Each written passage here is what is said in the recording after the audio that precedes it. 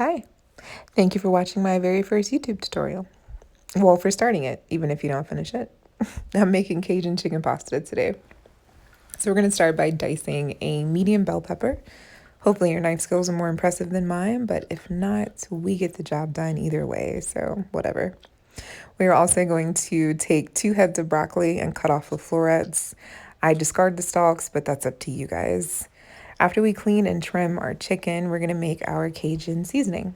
For this, I use garlic powder, onion powder, ground cayenne, ground thyme, cracked peppercorns, seasoned salt, smoked paprika, and Baste Cuisine's The Brass Experience, which you can find online at brasscuisinespices.com, I think.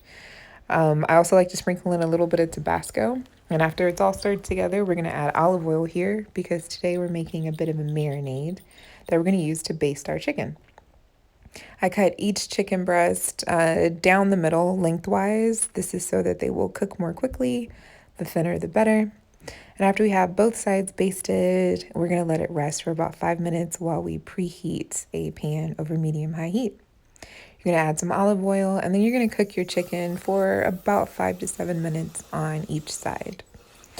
If you're not really good with knowing when your chicken is done by sight or by feel, cut it open.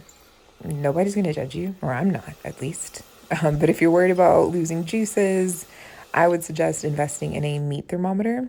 You would just insert it into the thickest part of your chicken breast, take it out when it reaches 165 Fahrenheit.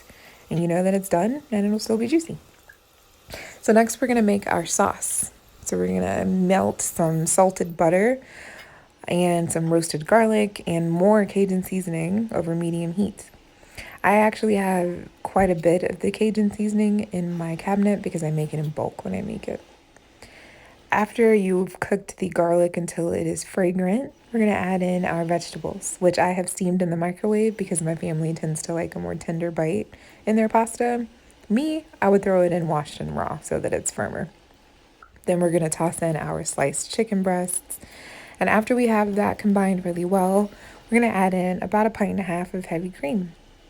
Now, because I'm using heavy cream and not milk, I am not going to use any sort of thickeners like cornstarch or flour. The pasta itself is going to thicken the sauce on its own as long as you're patient. So we're going to cover and simmer for about 5 minutes on low. After it's reduced just a tad, go ahead and add your Parmesan cheese and your cooked pasta noodles. After you have that all stirred up together, you're actually going to add more Parmesan, stir it again, and leave it uncovered, for about 5 or 6 more minutes until it is this goopy, creamy deliciousness you see here. And then you serve it, and then you're done. And that's it. Okay, bye.